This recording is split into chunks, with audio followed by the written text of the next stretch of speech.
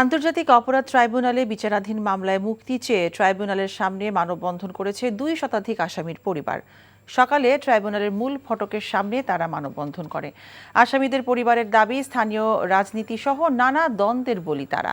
এমনকি টাকার বিনিময়ে এবং প্রলোভন দেখিয়ে মিথ্যা সাক্ষী দিয়ে আসামিদের সাজা দেওয়া হয়েছে বলে দাবি তাদের। মুক্তিযুদ্ধের সময় জন্ম হয়নি, এমনকি সে সময় 10 বছর বয়স ছিল এমন ব্যক্তিকেও আসামি করা হয়েছে বলে জানান তারা। দ্রুত ট্রাইব্যুনাল পুনর্গঠন করে মিথ্যা মামলায় ভুক্তভোগীদের খালাস দেওয়ার দাবি করেছেন আইনজীবীরা।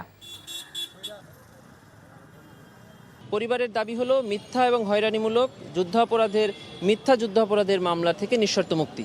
আর আইনজীবী হিসাবে আমাদের দাবি হলো যে অতি দ্রুত ট্রাইব্যুনাল পুনর্গঠন করে তাদেরকে ন্যায় বিচার প্রদান করা। তারা বারবার বলছে যে তারা ন্যায় বিচার বঞ্চিত হয়েছে, কারণ যাদের সাক্ষী আনা হয়েছে, আপনি দেখবেন এখানে ব্যানারে আছে, এখানে একজন আসামি ছেলে এখানে এসেছেন যার বাবা 1972 সালে জন্মগ্রহণ করেছেন।